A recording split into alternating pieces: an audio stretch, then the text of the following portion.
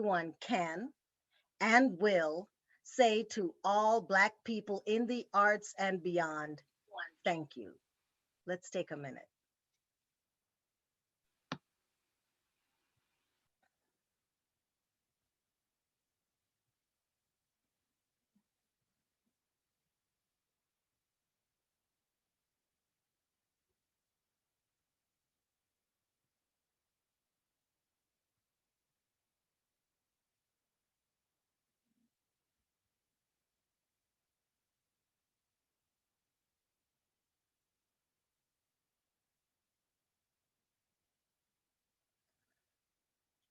Thank you. Tonight it's our 45th episode of what we hope will be received, cherished, and necessary Black dance stories told in the artist's own voices. Tonight it's Linda Walton and Lula Washington's turn. Please meet some of our BDS family. I will go first. I am Charmaine Warren. I'm a light-skinned Jamaican. I'm the great-granddaughter of Ida Boyd, granddaughter of Solomon Goldson and Ruby Chapman, and one of 9 children by Theophilus Warren and my 95-year-old mother, Pearline Warren, who lives in Jamaica. I am the aunt and grand aunt of 25 plus nieces and nephews at last count. I'm a non-disabled Black woman. Now and forever, I promise to acknowledge those who came before me and have toiled to make it possible for me to be present on this land. Today, I give homage to the Native people by acknowledging that I live on the stolen land of the indigenous Lenape people, now known as Montclair, New Jersey, with my husband, photographer and graphic artist, Tony Turner. Our daughter, Ashe Turner, a Black ballerina with locks, just completed her junior year at Boston Conservatory. I have locks that fall to my shoulders. I'm wearing a pink t-shirt and large teal earrings. Behind me are photos of our family, a large plant, a lamp, and African masks. Happy Black Dance Stories Thursday, BDS family. Happy National Holiday, BDS family. Thank you for your commitment to our community. We would not be here without you. I turn it over to Kimani. Thank you, Charmaine. Happy Juneteenth coming. Number 45, y'all. In the words of Gloria Grimes, as I always begin, delicious, delightful dancing night. The importance of acknowledging our familial and dance legacies is an essential tradition. And in keeping with the tradition, I recognize my Indigenous brothers and sisters as a first step in moving toward action. With profound respect, I honor and acknowledge the Lenape, whose stolen land I am zooming from, currently known as Harlem. I am a Black, non-disabled woman, and I live with my 10-year-old son. I am sitting in my dining room surrounded by white walls. I have golden hair with close natural curls. I am wearing a bluish purple flowered white shirt. I have spiral golden hoop earrings. I am the granddaughter of Lucille and Melvin Madison. And on my paternal side, Gwendolyn I. Allen and Simeon Fowlin. I am the daughter of Ronald Augustus Fowlin, Jamaican warrior and gourmet chef, and Anne Fowlin, rebel and Renaissance woman. I dance because of them all. My son Tamayo, visual artist and poet, keeps me present as I witness this growing, beautiful boy. I am in awe of his amazing talents and his blossoming spirit. And with that, I turn it over to Makeda. Thank you. Happy Juneteenth, y'all. My name is Makeda Lily and Wabunkosi Margie Rose Roney.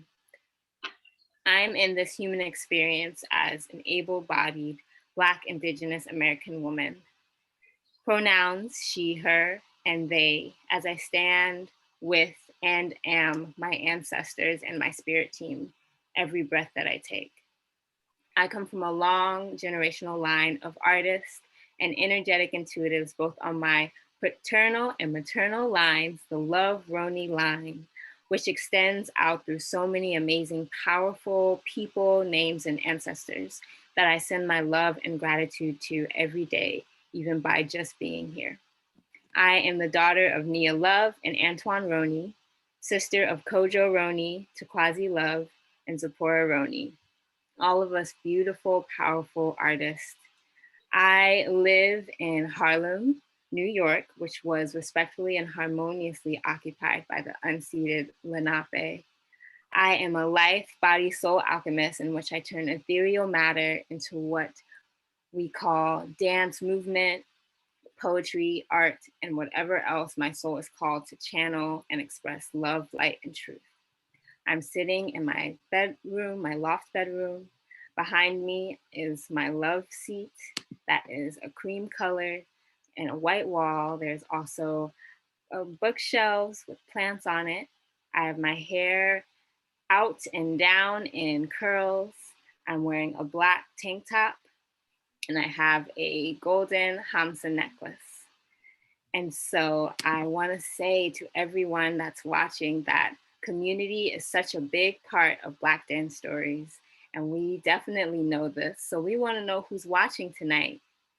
Please like this video, drop some comments in the chat, say hello where you're watching from.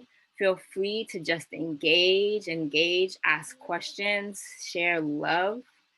Also, please follow us on our social media.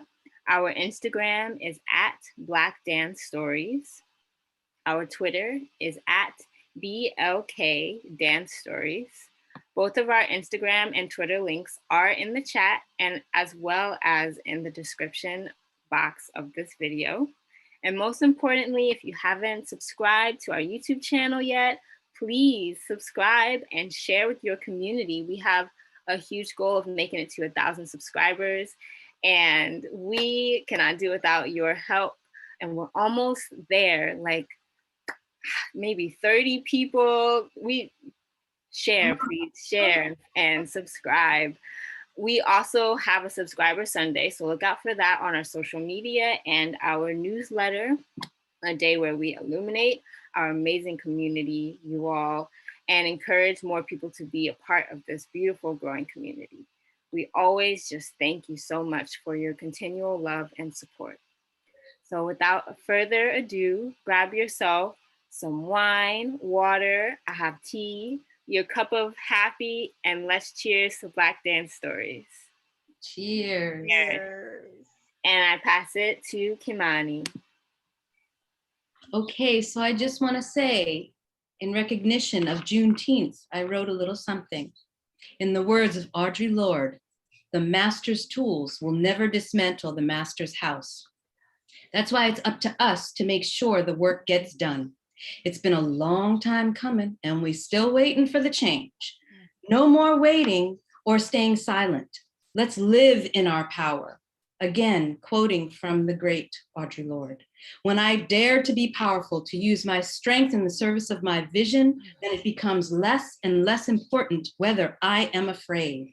I share this empowering quote in honor of Juneteenth, now recognized as a federal holiday. Yes, yes, and yes. Slow coming, but it's here. I turn it over to you, Charmaine. No longer will I be afraid. Yes. Come on. Come on. All right, good friends. See you in a minute. Cheers, cheers, cheers. Makeda and Kimani are going to go for a little bit. And we have our first guest, Ms. Linda, my friend, my dear friend, Mama Linda Walton. Come on up to the mic. That was my hand signal. Here I be. You know what? I meant to say to you when we had our little chat, I realized that you introduced me to Woka, Keisha. Did I really? Was it through the Harlem Dance Alliance work? Yes. Yes. Okay, I kind of sort of do this, and then you're supposed to introduce yourself, and we're talking as if, but okay, well. But as an aside, I Yes. remember being at an International Association of Black Dance in New York, and Ashe was a baby, and I held her while you went off to do your thing, and she stayed with me. So just so you know, I know your daughter. Anyway, thank you, everyone. Memories. Yes, indeed. Memories Oh, indeed. Many really? memories. Yes. And I love Oh, you. Just, I know you know this, but I love you. I love you more than I can say. And thank you for don't. inviting me. Anyways, I know we're so talking as if. Okay, wait. right, exactly. So Cheers. just had to acknowledge, yes, Rewind. here's Linda here's my Walton is cheers. here. Cheers. Cheers, Thank you so friend. much. Mm, I love you, Mm, Linda. I love you, baby. So Introduce yourself and so it whatever. begins. So my name is Linda Walton. I am sitting in my beautiful home in Orlando, Florida, with my most significant other, Charles Donahue. I'm in my living room. I have been here for going on 4 years now, a transplant from New York. First and foremost, I'd like to humbly acknowledge and recognize that I'm on the ancestral lands of the Seminole, which is not enough to remedy the pain, hurt, and genocide that has happened to indigenous people throughout this country. I do hope that it is the beginning of a longer series of conversations and education and efforts that will heal the injustices of our shared. Thank you. Okay, I am the youngest of 7 children. I am the daughter of Willie Leah Walton and A.L. Arthur Lee Walton. I am the granddaughter of Sarah Lee and Yancey Miller on my mother's side, and the granddaughter of Avery and Ben Walton on my father's side. I have 6 nephews and 5 nieces and a host of great grandnieces as well. I am the mother of one magnificent and wonderful child. His name is Derek. He is the love of my life.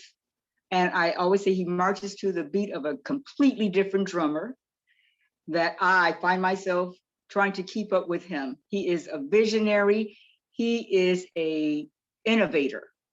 I admire him and I have learned much from him being his mother. Where I sit, I look out on a lake or a body of water with fountains. I can see from my balcony where I chant in the morning, beautiful skyline that is Orlando. And the one thing, I'm a transplant from New York. I lived in New York for 45 years, okay? And Harlem for 32 years. So can you imagine the transition? However, the one thing that I discovered while I was down here was I discovered the sky. I discovered the sky. And the clouds down here hang vertically, if you can imagine. So that which is New York, which is my heart, and everything that I have become as a grown-ass woman was when I got off the Greyhound bus in Port Authority with my Samsonite luggage, 3-piece luggage, when my mother brought me to go to FIT, Fashion Institute of Technology. At the tender age of 17, I had just turned 17 in June. I came to New York in August. So I was just 3 months into my 17th year, determined to find myself in New York, discover myself. It was a magnificent journey. Obviously some homesickness, but it is here where I established my roots in New York. And then I moved to Harlem too. I don't want to carry on too long, but I did want to just give you some context in terms of my trajectory. As I said, I came to New York to study at the Fashion Institute of Technology. I said I was going to study interior design because there was a catalog at my house that said, oh, interior design. And I was like, I think I want to do that. I love spaces. I love architecture. So why not? Now, having said that, and I come from a family of people who support everything that you do that is positive and productive.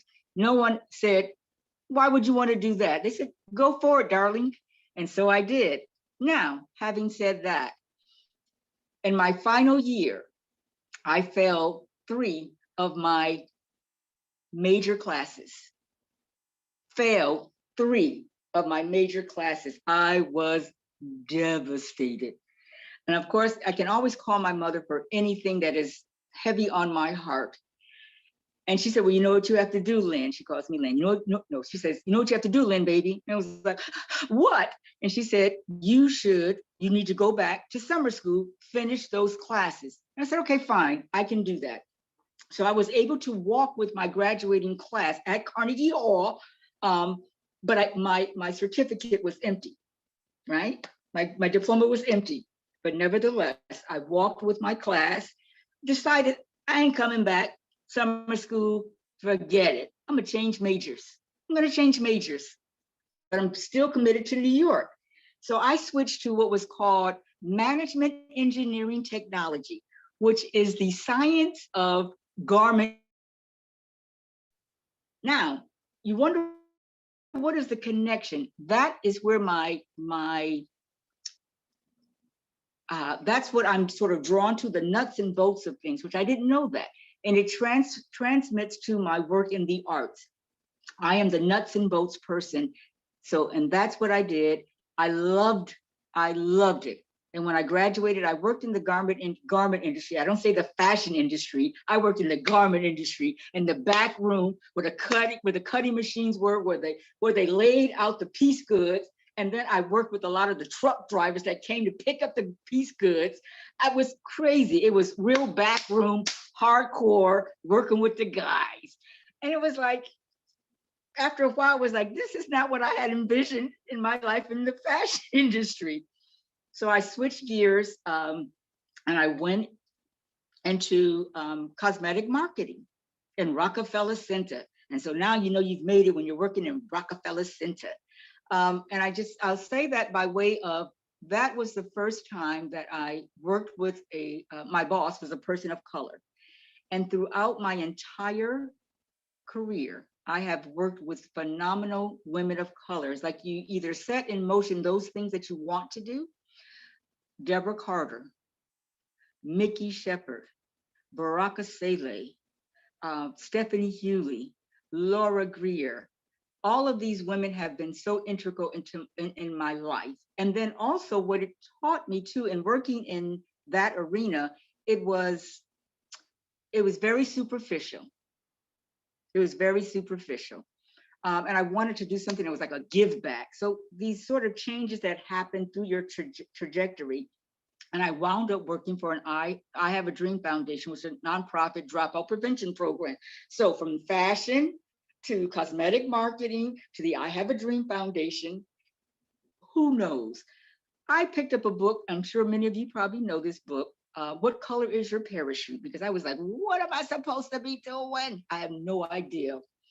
And there was something about a line that said, working in a creative environment. I had no idea what that meant. However, the seeds of that desire to work in a creative environment was planted very early. All of my siblings are extraordinary individuals, and they have nurtured and guided and supported every move in my life. And no matter how old I get, as I move into my mid-60s, I am still the baby, will always be the baby. Very coveted position. I ain't complaining, but I'm grown as can be, right? But nevertheless, I'm still the baby, and they have guided me in every step of my journey. I have a brother who is absolutely brilliant, self-taught musician. And he introduced me to music. And I'm 11 years old, running in and out of the house between being outside to play. And he'll be sitting there listening to John Coltrane. And he says, Lynn, check this out. And it was like, oh, he caught me. So now he'd hand me the album cover. I'm sitting there 11 years old, looking at an album cover, reading liner notes that I have no idea what it is. But I had to sit there and I had to listen. But it tuned my into music. And it was like, this is phenomenal. So I developed this appreciation, not only for music because it was part of the household, and dance because it was part of the household, but this keen ear for music. And he guided and taught me that. And he was, which was really interesting. In my mother was, in terms of spirituality, she said, I don't care if your supreme being is that tree outside, right? But there's to connect to something. So even though we were raised in a Baptist house, she did not. We went to church every Sunday. My brother was a Muslim. We were Baptist, and we lived side by side. No pork eaten. He had his thoughts about race, thoughts about race, very Afrocentric. And at the time, my older siblings were in college, so they were in, African studies, and I got all of my literature and guidance about literature. So there's appreciation for the arts, literature, music, art. We took dance at the Black Arts Guild. Okay, we learned African dance, we learned drumming, we learned poetry, and we performed every Sunday for the public. Okay, oh my God! And so I tell you, this seed was planted in me very, very, very long ago. I didn't know how I would get there, other than a desire to work in a creative environment.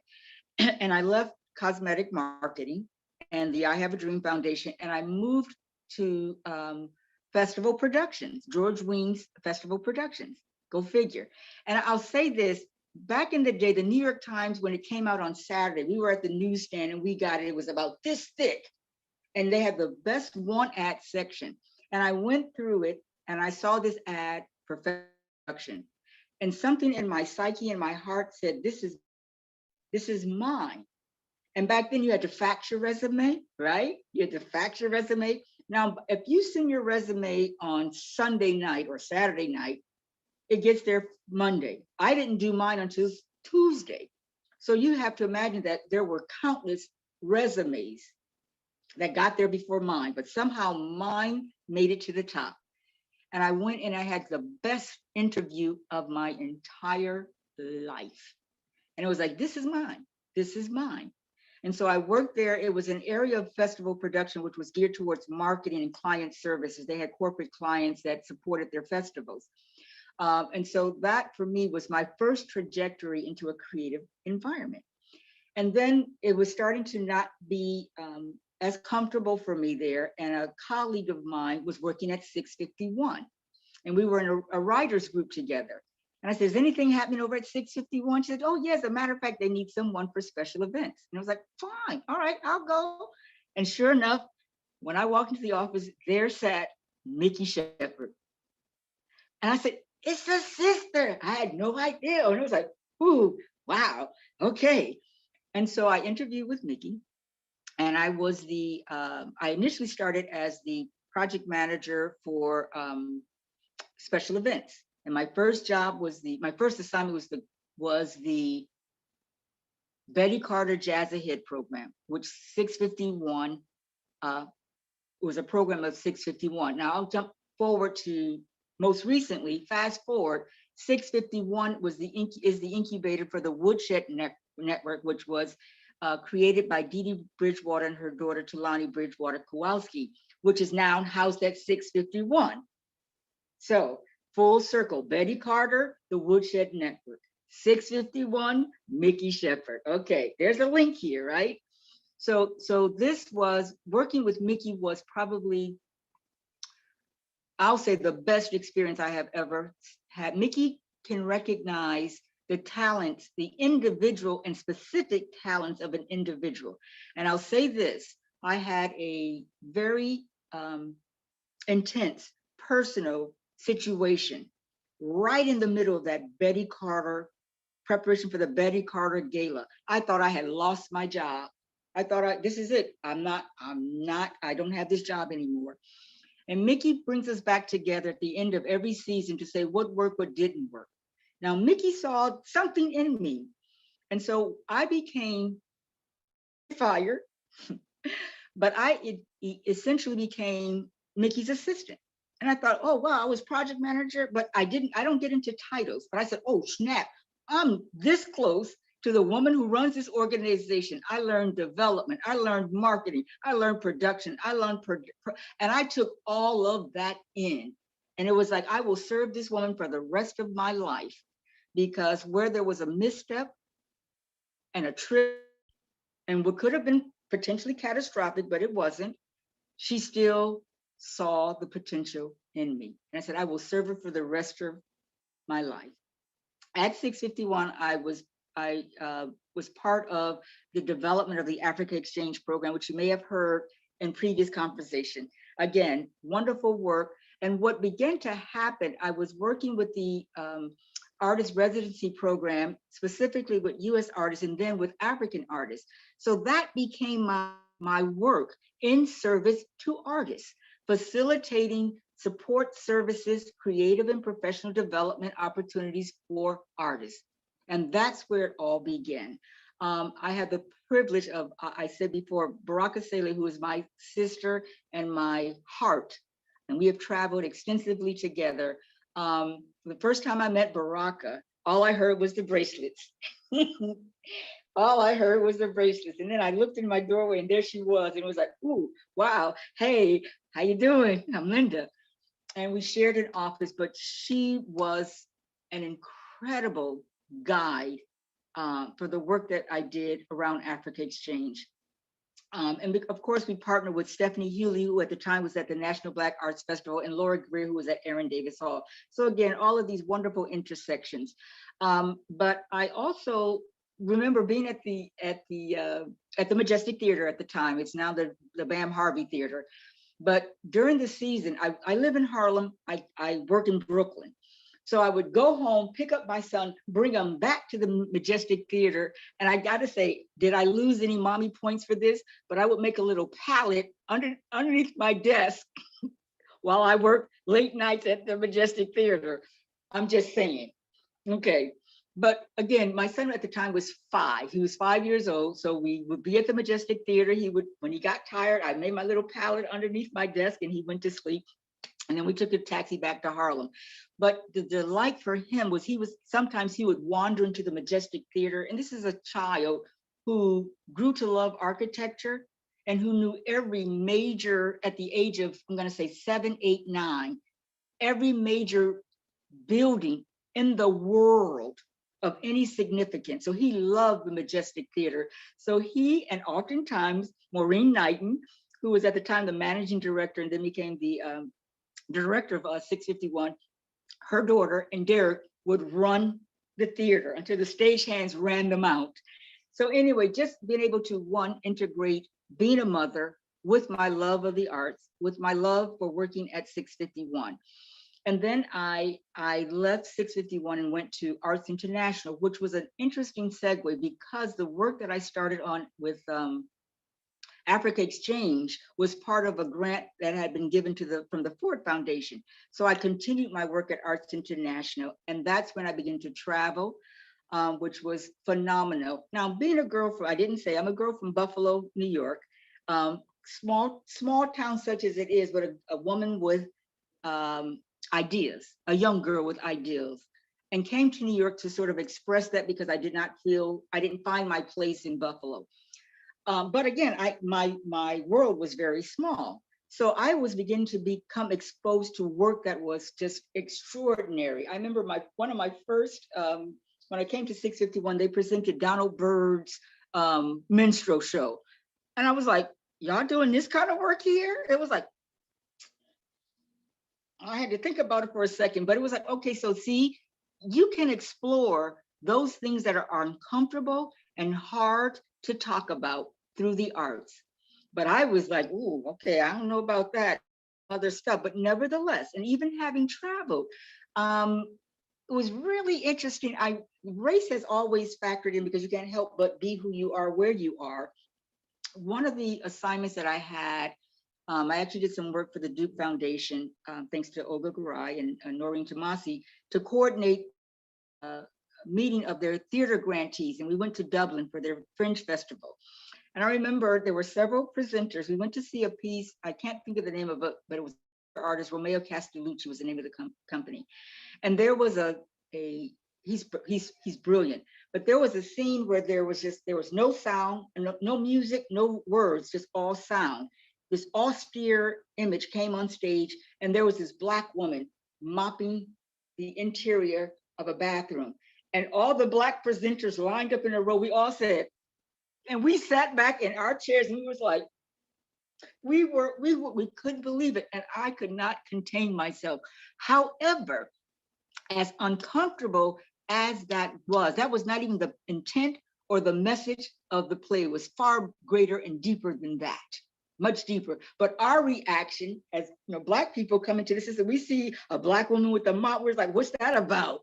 So again, these opportunities to see art and art expressions open my mind, which has always been open, but I had to deal with some of the things that I was internalizing in terms of what my experience was. So to have that level of brilliance and to be exposed to all of that wonderful art has shaped and transformed me. And I've always explored different art forms, but this was the vehicle and the platform by which I was able to see. And not only that, as much as I have a job, I have what I do, I'm responsible for. However, I seem to insinuate myself, my personal self, my very personal self in those scenarios. And so even though I have an assignment, I am there exploring and learning and determining, what this means for me or how this fits and or sit. Seeing some of Anna Devere Smith's work also, and just like going in deep and just exposing and to like, you can feel uncomfortable. And that taught me I can feel uncomfortable if I want to, or I cannot like it if I don't want to. What I am a participant and I am an observer. And through these experiences, I have learned a great deal, certainly about myself and also my consciousness. And I'm going to tell you this story, and I'm sure you'll appreciate it. David Rousseff. David Rousseff, you said? David Rousseff, Uh-huh. right?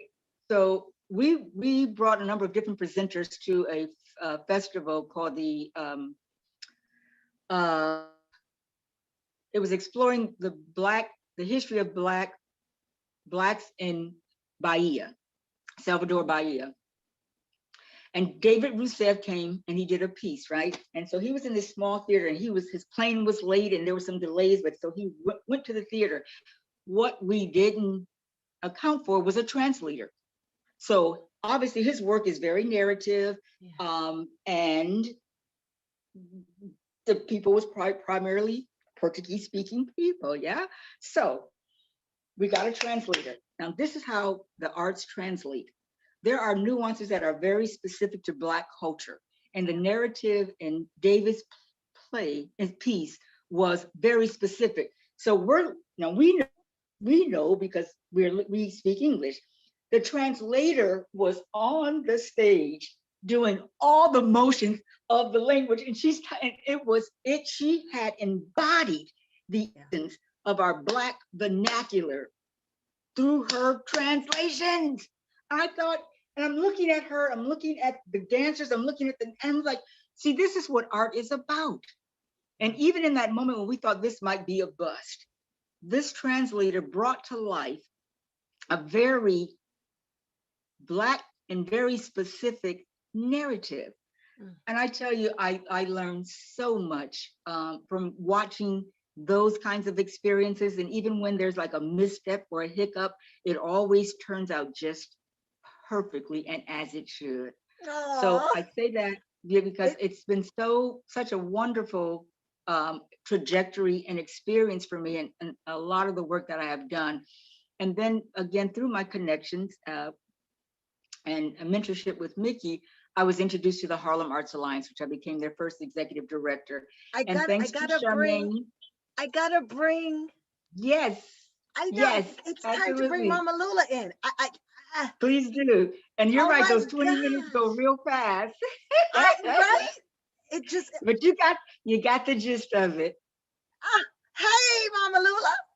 Hey, what a wonderful conversation you was having. Oh my God. Right? Wait, let me tell you all about some friends that are here, and then I'm going to leave y'all alone. But Tsunami Girl is here. Robin Ball is here. Bernard Brown is here. Deva Fearon. Hey, Deva. Lori Pritchard. Laura Marchese. Erwin Washington. Tamika Washington. And this one is for you, Linda Walton. Georgiana Pickett is here. She says, "Your Buffalo sister." Yeah, my homegirl, Jenny Oh, P. girl. So, Linda, your tech keeps going in and out. Every once in a while, it stops, but we kind of don't lose the word because it comes right back. But Okay, see y'all in a minute. all right. Have a good old time. Well, I've just been enjoying listening to your story. I had no idea. I've seen you in on many places, but I didn't never know who you were. I think my Mhm. husband knew of you because he travels in the circle of presenting and management and booking. Exactly. I usually don't like that arena, so I don't travel in it that much. Mm-hmm, mm-hmm. I think I've probably had seen you around, but I had no idea your pathway, what all you had to go through to end up in the arts. And that was very Yes. interesting to me. I want to ask you a question. Did your parents, I know you said your brother played music and you listened to your brother's music. Did you guys dance around your house? Oh my God, we would roll the rug back and just the rug. Not only that, see, this is how and I love this as a child. If my mother had company, she would have us, she would say, oh, my kids are so talented. And we would come out and dance for company. So all the dances that we learned at the Black Arts Guild, we would put on the Olatunji record and we would have our little lapas on and we would dance for company. And so that's how we were encouraged and nurtured. Not only that, we had a time when we would sing. We each would sing a song, and my mother would introduce us. And we would pick a song that we would want to sing. So that sort of encouragement of creative expression was always there, always there. Yeah. So you said you guys did the dances that you learned at the cultural center. Did you guys like put on the records and stuff like that and just do whatever? Oh, yes, absolutely. No doubt about it. No doubt about it. We were the next, I have four sisters. We were the next girl group, okay? We did all the moves from the Supremes, you name it, Martha and the Vandellas. We even we made a recording at this amusement park where you could go into the booth and record. We recorded on record a Smokey Robinson tune. So of course we sang absolutely. I was in the choir back in the day. So all of that sort of intersection between the music of the day, what was explored in the house, and then what we also learned at the Black Arts Guild. Mhm. Wow. Yeah. Wow. I have one other question. Is that okay? Yes. Um, Yes. Yes. Yes. my question is, since COVID, how do you see what the new direction is for the dance field? Well, I think the based on some of the information that I'm receiving,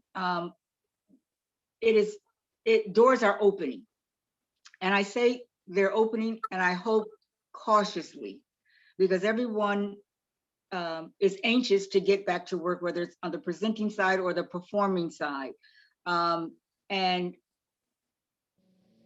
I am hopeful, but I am cautious because I know that so many dancers and creatives in general have lost work, maybe have not been able to transfer their creativity to a digital or virtual platform in which they can still be creative. So I know from a number of people they have to some extent reinvented themselves, but others have been stymied and stalled. But I am very hopeful but cautious about the field opening back up, and too fast without because as I understand it now, there are a lot of the protocols have been just lifted. So there is that concern, but I do hope that the protocols that will be in place will allow for creatives to have a platform to be able to continue their work and also to support their livelihood. Wow. Yeah, I kind of agree with you on that. I'm really concerned because uh, people are saying, well, if we do get back to presenting or bringing dance companies back, for me as an artist and with the company, it cannot be the same way. Yeah, So yeah.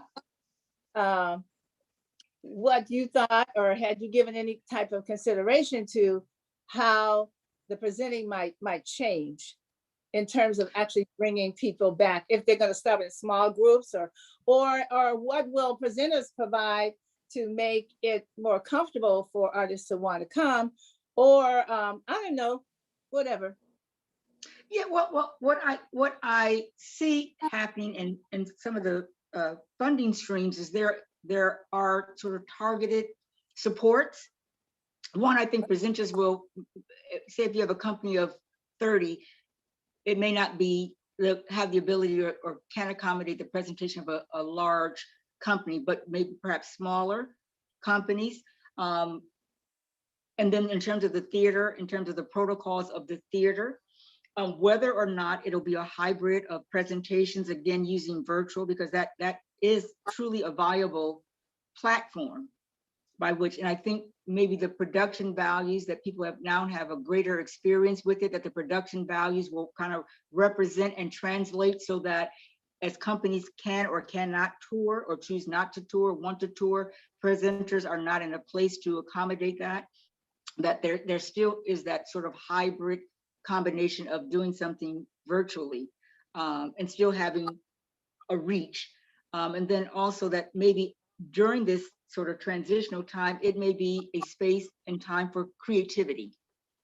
So where those doors are may not be as widely open, those sort of touring schedules may not be as full, that it also could be an opportunity to take advantage of this creative period. And not that to say that that creativity did not continue during these last many months, but still as part of that transitional period, that there might be a combination of some smaller presenting groups, and then the sort of perhaps maybe residency work, where artists can be in residence and develop work at that particular site. So, and I do believe in time that it will all sort of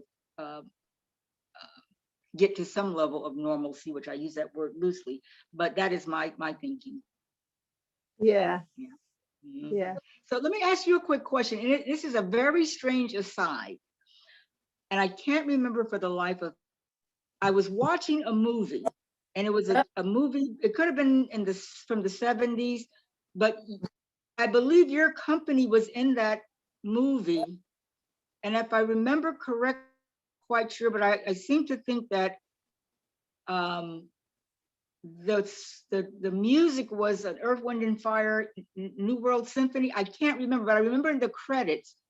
I can't remember, but I said, oh, Lula Washington, that was Lula Washington. So I'm not quite sure if you recall, it was so long ago, and it was. I created a whole suite to Earth, Wind and Fire, and we do dance to New World Symphony, but it's not in a movie unless somebody just picked it up and put it there and didn't give me no money for it. So okay, but it was in the credits. Maybe somebody took a snippet of it or something, or maybe college put together some kind of, maybe one of the places that we've been to, they put together something, or it may have been one of the maybe the John Aston Ford Theater. We've done some work with them. They might have taken that work and put it with some other works, and so you might have seen that, but it wasn't in the 70s. This was recently. No, this was far back, and I tell you, I Googled for days and I couldn't find it, but I just remember thinking, oh my God, Lula Washington. The other thing I want to ask you, and I'm not sure how much time we have, but I touched on like being a mother with a child in the arts, and I know your daughter was very much integrated into your company, but in terms of those sort of parallels between being a creative, visionary, how you I don't want to say, what was your feelings, thoughts around motherhood and the integration of those, or the intersection of all of that? Well, motherhood to me has always been taking good care of my daughter. And if my daughter's with me, I'm taking good care of her. She would either be with me or her dad. I always took her everywhere with us. My first entrance into going into even hearing dance, I won't say too much, she was in a car seat, and I actually took her to a place and set her on top of the counter. I was laughing when you said you made it a bed underneath your desk. In my classes when I Hear was you. oh Okay, there you go. There you go. Yeah. in my classes, I would have a mat like you did, and she would sit on the side, and I had toys for her to play with, and she would play. She was. I don't know how mischievous your son was, but Tamika was really she played pretty quietly. She was really good. Now she's can't get her to be quiet. She's all over the place. But as a child, she growing up, she was very she played in her area. She went everywhere. We took her to all types of concerts and things like Yep. that. When she would cry, we'd give her something, of course, Yep. to get quiet, or try to entertain her as quietly as we could. So we've always taken her with us. So she's grown up watching dance, listening to dance, seeing dance, or being around other dance artists as well. So but having her with me was the most enjoyable part of being able to do my art, because she could come with me. So I really enjoyed those moments. Now I have my grandsons, and I take them with us too. Yeah. And it's funny because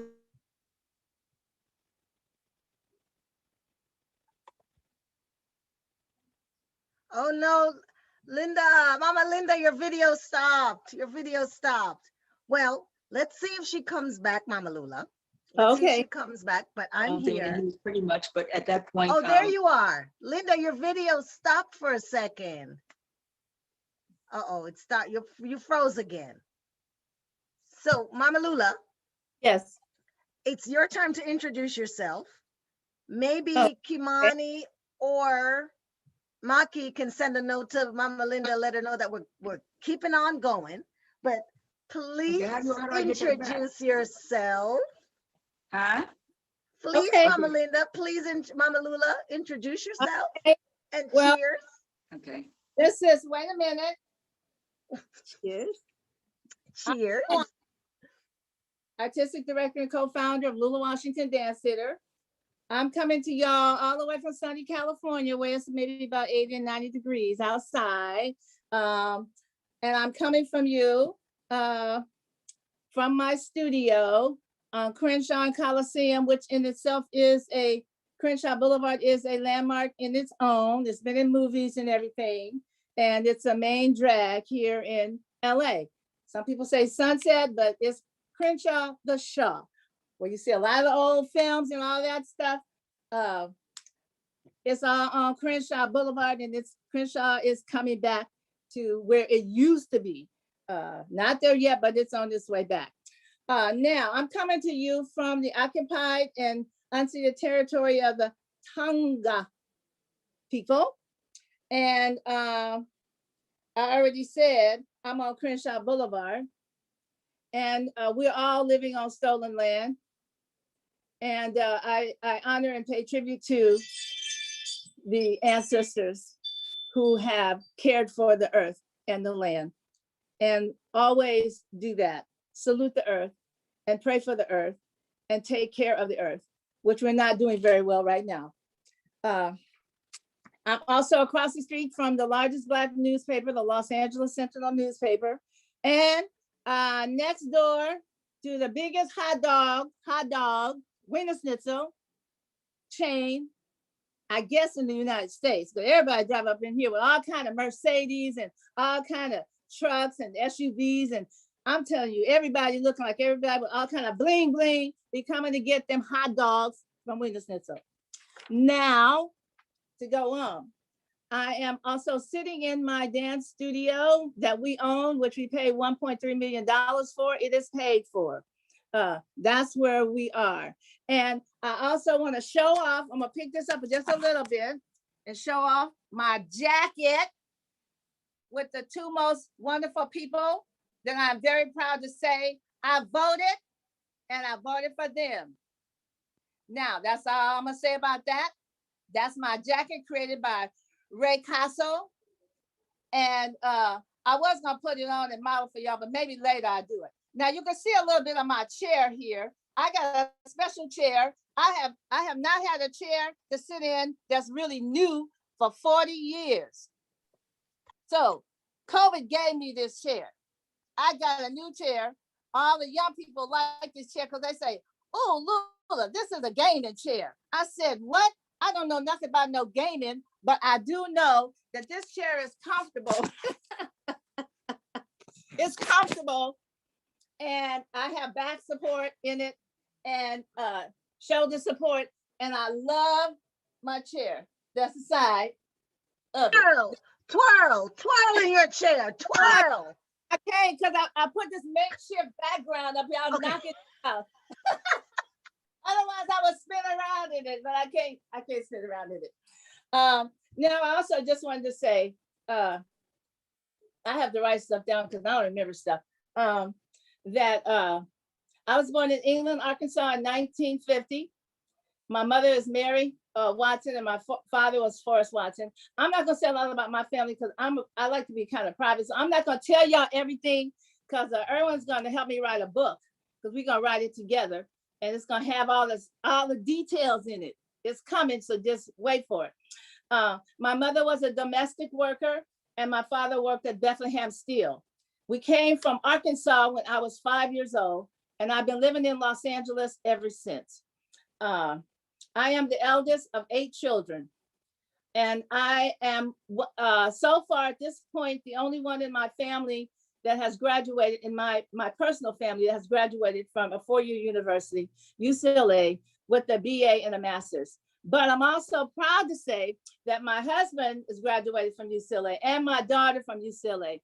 So quite a few people up at UCLA know us well. They know Tamika even better because I did all the trouble when I was there, and she was there running around, so they knew of her. So they would usually give her drama over that, but she knew how to handle herself, and she did it well. I hope I'm not killing the sign language. Y'all okay? She said she okay. She's Okay. smiling. Okay, what's up? Okay. Wait, Mama so- Lula, Mama Yeah. Lula, your camera is cutting off your head a little bit. We want to see all of you. Yeah, there you go. Okay. Can Make you hear sure me? we can still hear you. Yeah. Okay, so I never studied dance like a lot of the guests I've heard come on. It was 8 in my family, so I didn't go to dance class on Saturday morning. We stayed home and cleaned up the house, and then we went to the park and played in the park. So I never had any formal dance training. I never had it, period. I listened to a lot of people. I said, oh, they were so blessed. But I feel good about my journey. My journey is what it is, and it has allowed me to get to where I am. The only dancing I did growing up was in my parents' living room.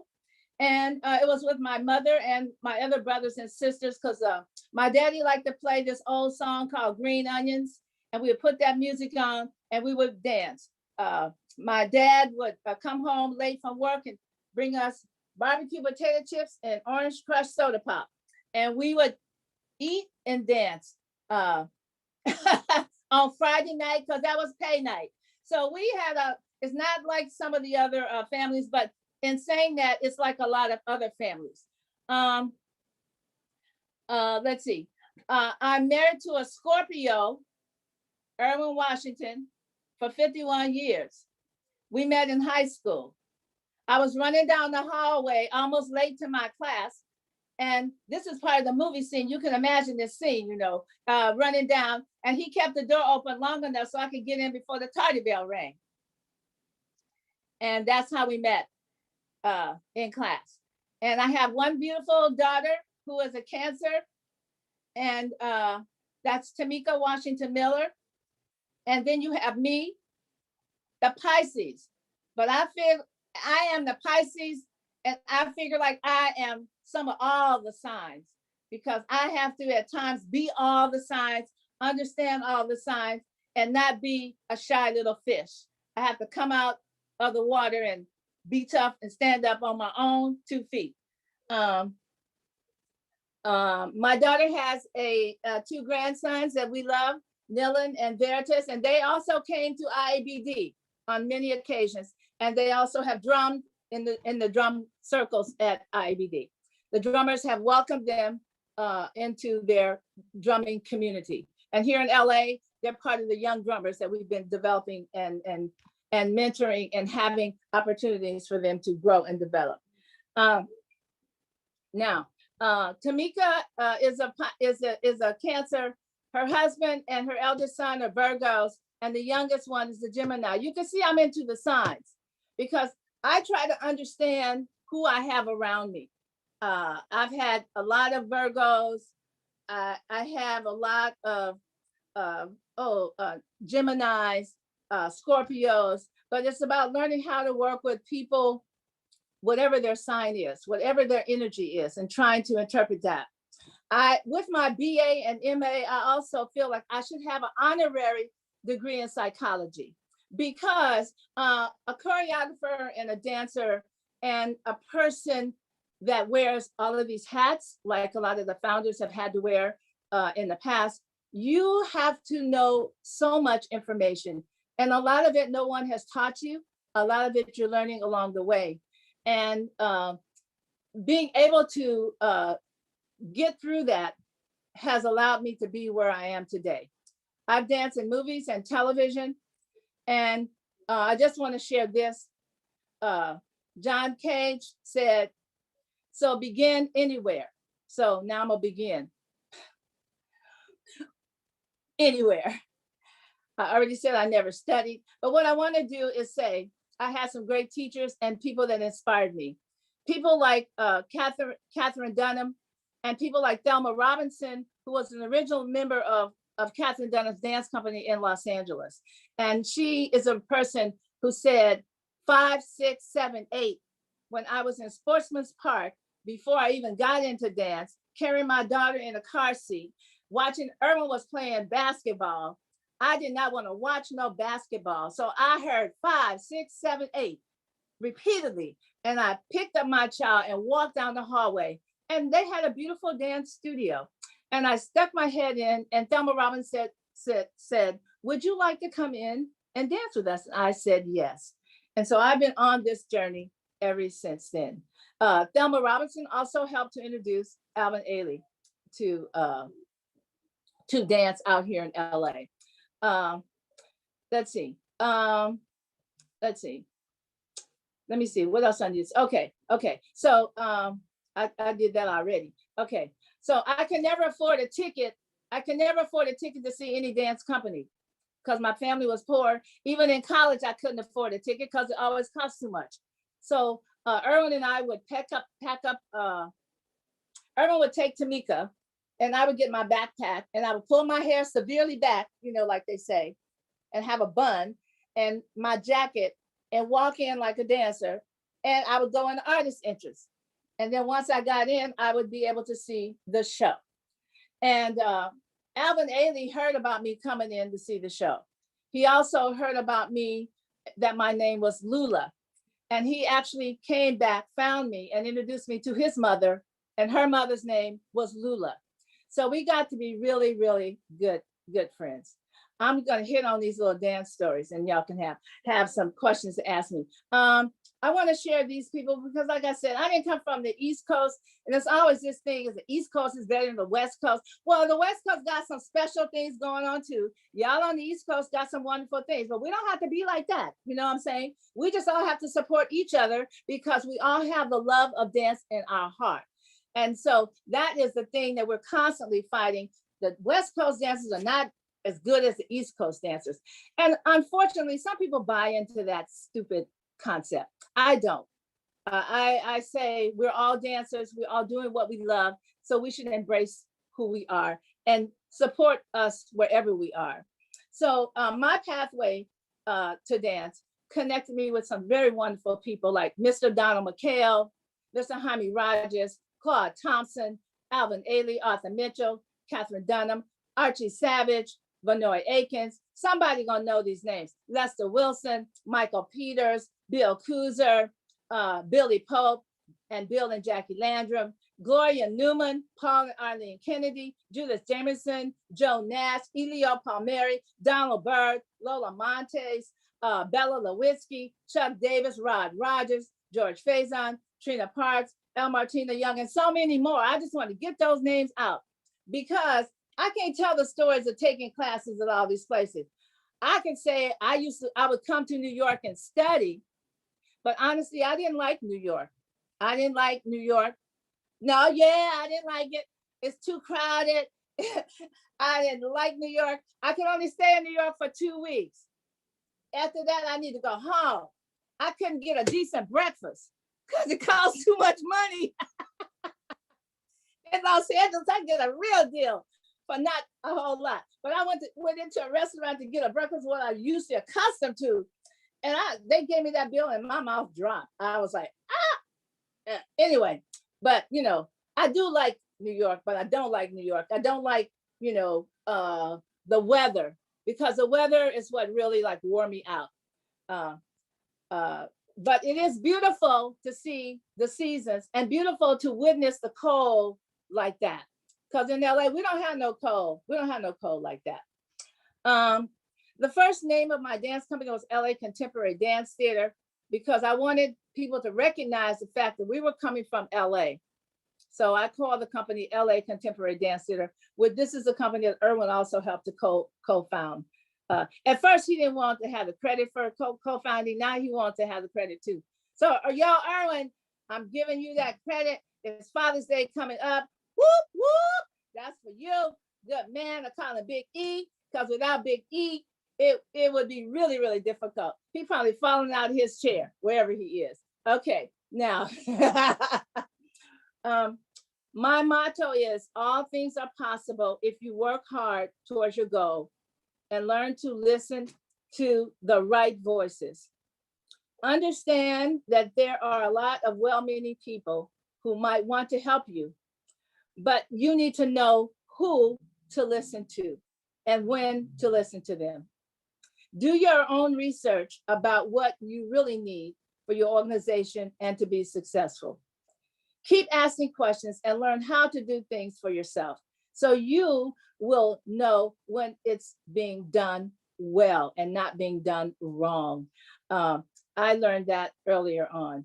I am a dancer, a dance educator, a dance teacher, a writer, a producer. I produce dance shows. I'm a songwriter too. I'm gonna share some of my songs in a few minutes. I'm an actress, as you can tell. That's where Tamika gets it from.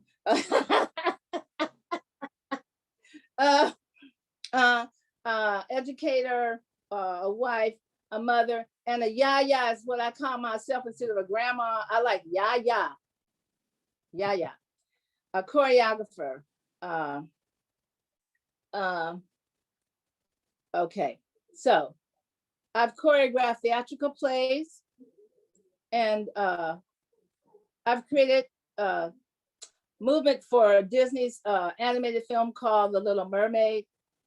I've danced in film and television, and I was recommended for The Little Mermaid by Bella Lewinsky, who is a prominent contemporary modern dance company out here in LA. And she recommended me because she said, Lula Washington can do this kind of work, but I can't. And she recommended me to do that work. It was an animated film before animation got really, really popular. And then the biggest thing that I've done is I choreographed Avatar. And that was a very fabulous experience and opportunity for me and my dancers, and for Tamika as well, because they really loved her. They gave her a singing part and an acting part in the film. And for me, being selected by someone like James Cameron was, I just basically, I didn't really believe it, because when he first called me, I didn't know who he was. So no, I don't follow stuff like that. I don't follow movies and stuff. I didn't know who he was.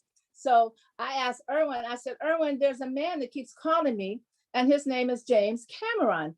And I said, you need to find out who he is, because he keeps calling. So Erwin called me back, and he said, I think you should take this call and take a meeting. So I did. And he selected me to choreograph his blockbuster movie that's still going strong all over the world, Avatar. And so that's that. We can ask some questions later. Now, the biggest thing that I want to share is how I got out of COVID-19, because this whole conversation and stories are happening because of COVID-19. And through all the ups and downs, I have to say, I'm still here. And I'm blessed that my family, immediate family members are all still here. After all the thousands of people who have died, we are still here. The death of the art form itself and other dance companies is so traumatic, and it just breaks your heart, and it makes your spirit get very sad. And for me, when the lockdown happened, I still had to come to my dance studio every day. And some people would say, why are you coming to your studio every day? Well, I had to come because people were donating supplies to the dance studio: toilet paper, paper towels, hand sanitizers, all of those things. And of course, they had to be delivered. And so someone had to be at my studio to get those things. Now, some people would say, well, why don't you pay somebody to do it? And I'm like, that's an extra cost that we can't even afford, because we can't make any money right now. That's the hardest thing for some people to understand, is that dance companies you lost all of your income from your classes, from your touring, from everything, just nothing coming in. Thank God for people that sent us donations. They are our angels. They helped us to get through this. And it is a blessing to have supporters that help you get through tough times like this. So I would be sitting at the studio waiting for these deliveries to happen. And so I would be in my big empty studio. I have 5 studios. I was in my studio by myself and only answering the phone and whatever. And so I would be like sitting down but I would also be taking, I thought I got rid of that sound, but anyway, I would also be taking Zoom calls, Dance USA, NEA, California Arts Council calls, listening for any Zoom call, the the Black Business Association calls, any looking and trying to hear any opportunity for any potential funding that we might get. And if I heard something, I would immediately call Erwin and Tamika and say, look, I just heard about this, that, or the other. Are we doing this? Let's follow up on this, because it's very important to try to understand where the funding is coming from and if you can get some type of funding. And we were very blessed. We were able to get some funding, and that has really helped us.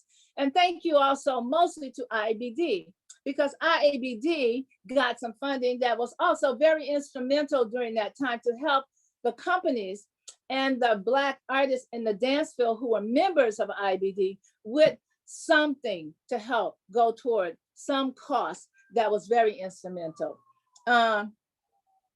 So I started doing things to cheer myself up first.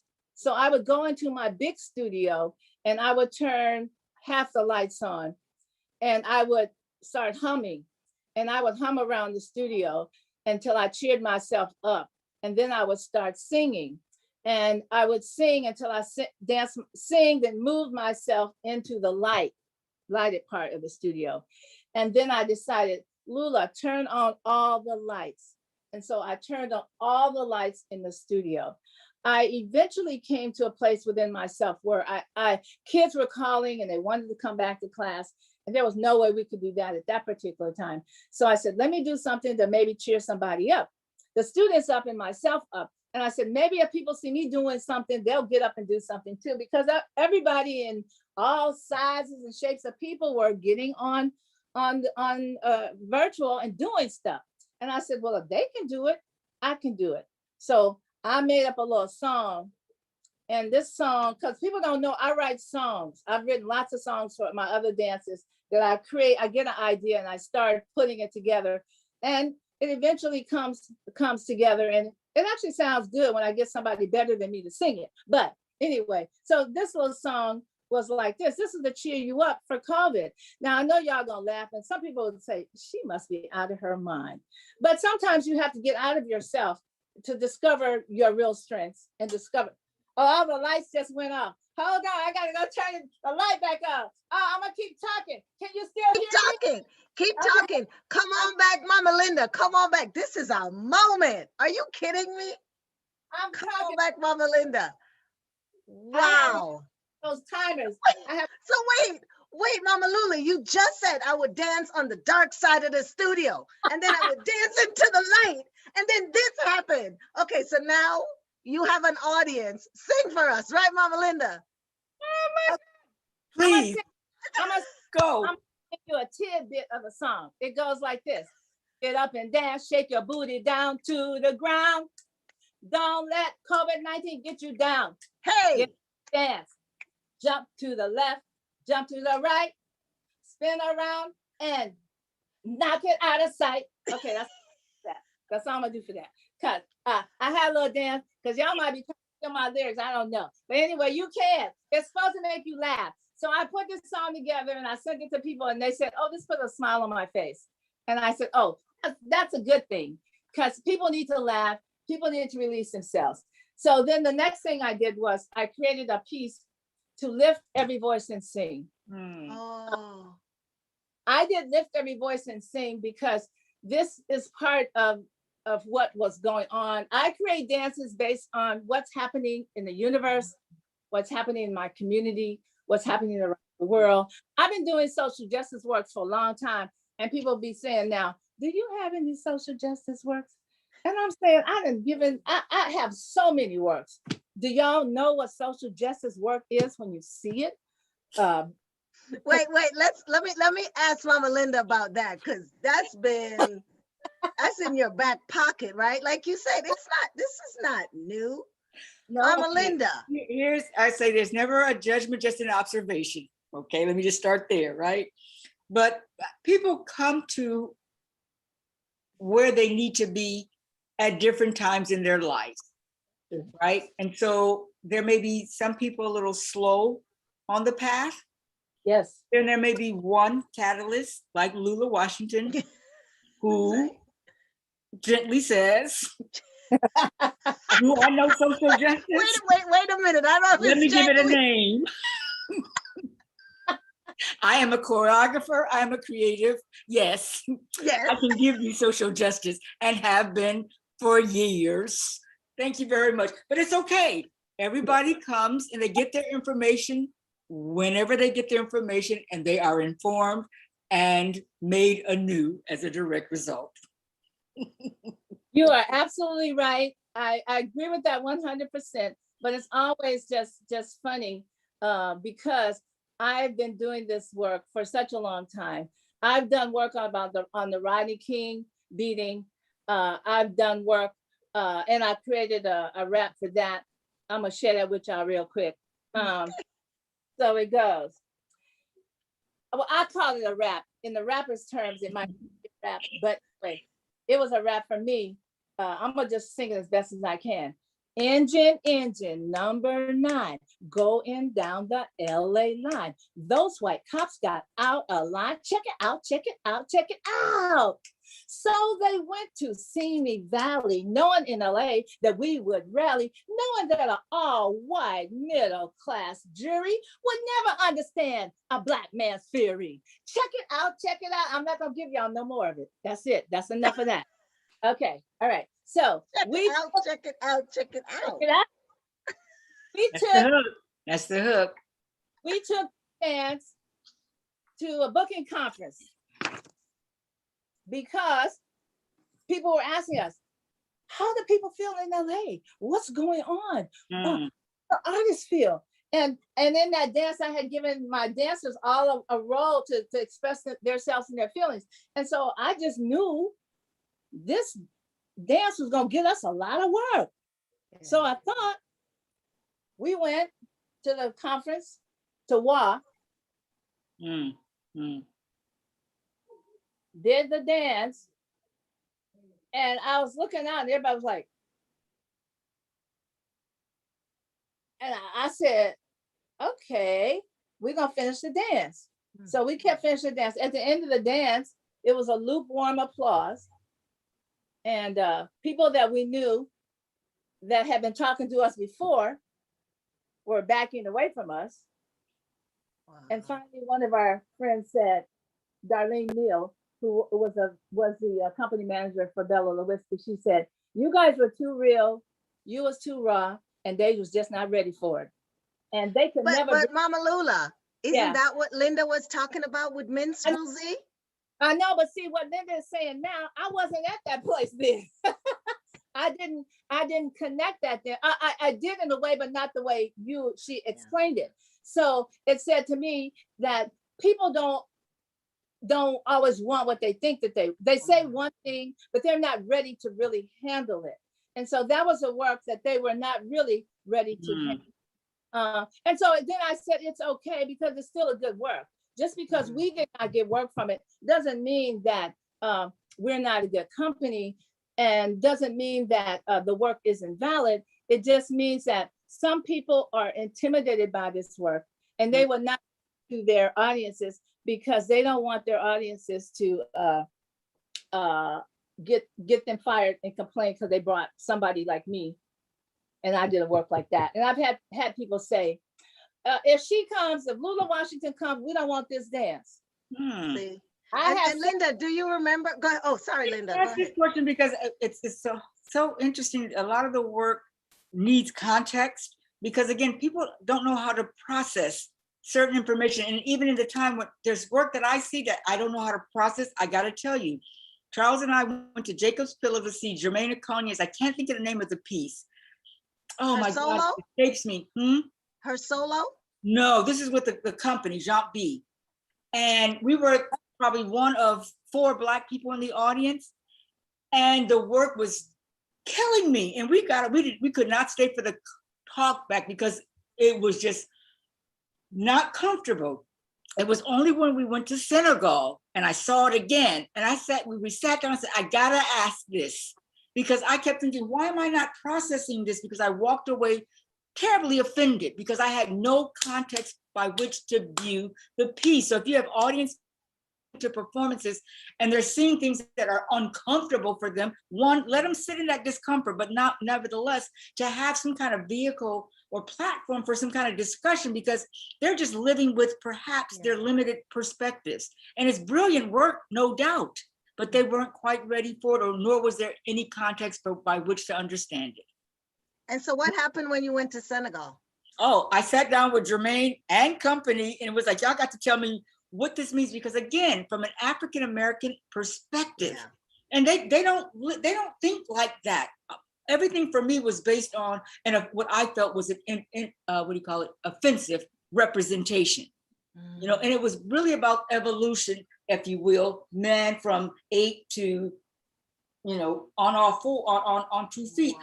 Something, but that was very abstract and that beautifully rendered. I gotta say, beautifully rendered. But it was that image that stuck with me, just like that woman with the mop stuck with me. That was not the point of the show at all, but that's what I brought to it. Had I not had further conversations about it, I would have walked away with a very offended perspective. So for me, it was important that I honor and respect the feelings that I had, but knew that they were also cased in some limited, development, if you will, That's absolutely correct what you're saying. And I always try to have some kind of program note of some sort to try to allow people the opportunity to understand where we're coming from. Yep. I always say that we would be more than glad to give a talk before the show or after the show. Those opportunities are not always, those moments are not always, we don't get to do it a lot. Yep. For the places that we do it, people walk away with a better understanding of what they saw and they're able to process it better. And so for modern dance, we can either be destroyers ourselves. I mean, COVID already did a whole lot of damage to us. But before COVID, a lot of us were doing the damage ourselves because, see what Linda is saying, we were never told that, and we are learning it along the way. And the staffing end of the presenting organization where we're going, when they book us, they're not really talking to us about their audiences or what. They're not really allowing those types of opportunities for that communication to happen. And that's why I say, even before COVID, the field itself was having some serious issues because people feel like if they don't understand your work, they're stupid. And you don't feel that way. You want them to say, it's okay if you didn't get it, but let me try to explain to you. But you just want to talk about what they saw and give them space in there to bring themselves into it so they can experience it for themselves. And that's what I feel is missing for our field, even coming out of COVID, even with the new work that I'm presenting now. I created a piece of Lift Every Voice and Sing. Well, then I put my own twist on it and I actually performed in it. And actually, I should have brought my other jacket that I had designed because it George Floyd all over it. So come on. We did this dance outside on the corner of Crenshaw and Coliseum, where I have painted outside on my walls the various different African traditional signs all around. So people come from Hollywood and they vans and they things, they come to take a picture on the corner of Crenshaw and Coliseum in front of my wall because I have a sign that says, dance lives here. On the corner. And so I started my rap there, but I incorporated. I don't have an all Black company. My company has been all Black sometimes, and all interracial other times, like we are now. And for me, I said that's fine because it's about the people that want to help you on this journey. And for me, having an interracial company is always the vision because I had envisioned my company after Alvin Ailey's company. And when I saw his, originally it was an all-encompassing company from dancers from all cultural backgrounds, and it was so beautiful. So I have in my Lift Every Voice and Sing, I have, and somebody said, why did you have a Korean girl doing Lift Every Voice and Sing, and why do you have a Latina guy doing a Lift Every Voice? I said, because I looked at Lift Every Voice and Sing as it was perfect for when it was written, because we were in struggle as all Black people. But when you went enslaved, and when you think about Lift Every Voice and Sing till earth and heaven ring, we wanted to ring for freedom. We wanted to justice. We wanted to ring because we are sick and tired of the killing and all of that. And so to me, it makes it more powerful right now that all of these voices are lifting their voices and they're saying, stop killing Black people. Black lives matter. And so this was something that I had to like look at. Yeah, it was written. It's an African American national anthem. And I tell them, this is the African American national anthem. And then I put on it, I said, at the end, stop voter suppression. And they keep dancing. Stop racism. And they keep dancing. Stop stop the cops from killing Black people. And the dancers keep dancing. You know, so I fuse all of that together because right now, what is going to change the world is not one group, but all of our groups. Like Reverend Barr with the Poor People's March, it's not just Black people. It's all cultures in that.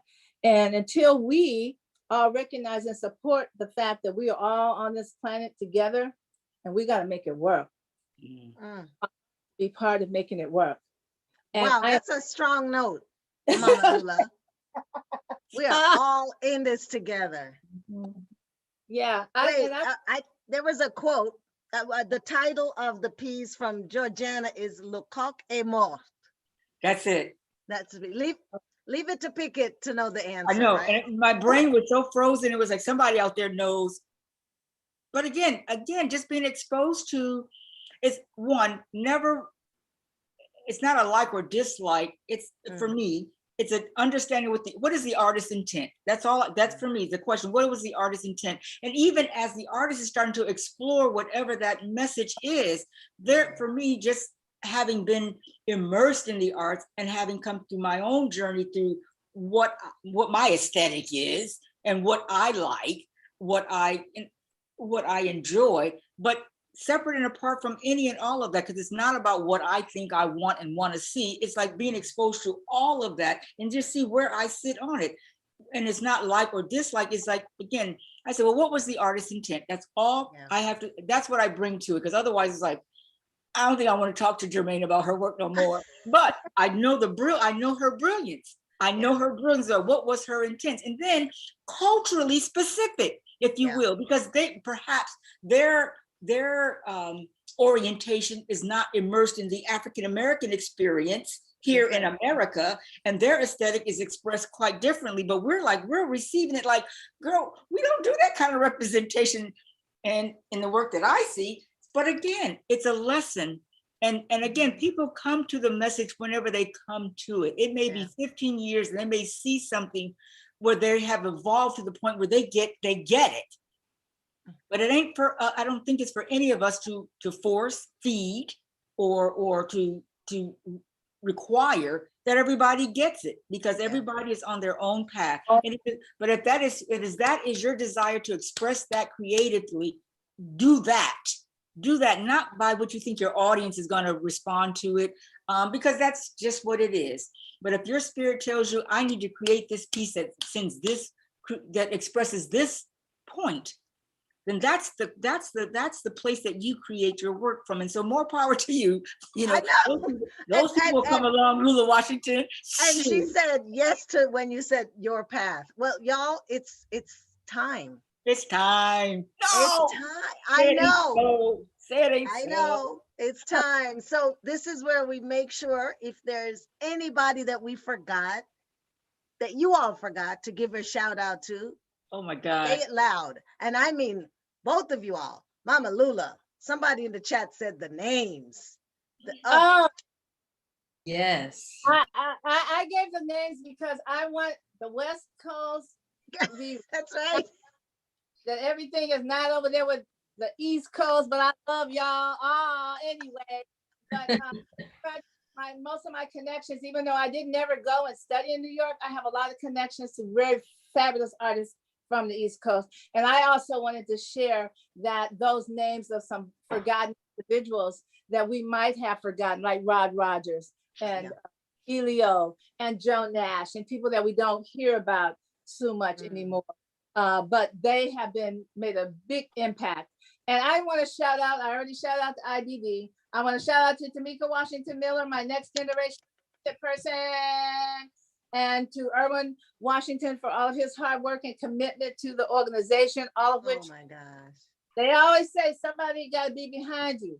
It's a good woman, but it's also a good strong man that believes in this and wants to help you to see that happen. And all of my dancers, I want to say to the dancers who give me inspiration all the time, who are part of this journey with me, we cannot do it without them. And we are here for them and they are here for us.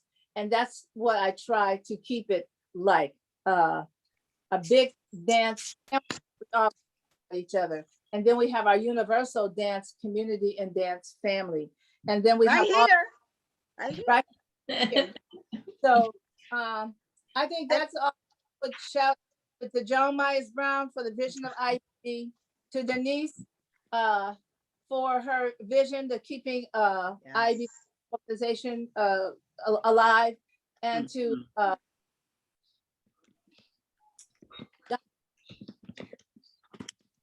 all right, Linda, and if you think of anybody else, I'll come back to you, Mama Lula, about what's coming up. But Linda, shout outs. I'm not even sure where to begin, but there are several people along my trajectory that I do want to give a shout out to. That's Robin Bell Stevens from Jazz Mobile, another Black woman who has guided my path for sure. To the brothers who have also guided my path, Boza Rivers, who is a saint among saints. To Lloyd Williams at the Greater Harlem Chamber of Commerce, who have taught me immeasurably. As much as I think I know what I know I know what I don't know because they taught me so. So I want to say that to them, and I'll give a special shout out to my most significant other, Mr. Charles Donahue, who understands, because he's an artist and he understands, and that my life down here in Florida has been a tremendous shift in the way I live, the way I think, and what is possible. So I thank him for that inspiration. I give another shout out to my illustrious son, Mr. Derek Oscar Brown, who is a truly amazing person. And anyone that I haven't missed, whether it's Anna Glass, whether it's Pi Isis Ankra, whether it's Lisa Yancey, whether it is Dawn Brown Gibson, I could go on and on about any and all of those brilliant women who have been a part of the path that I have traveled. And if I've missed anybody's name, know that I thank you all for inspiring me, for showing me by example the path that I should be on and continue to be on. And that is in pursuit of life in the arts and those services that support artists in any and all of their endeavors. Thank you. Thank you.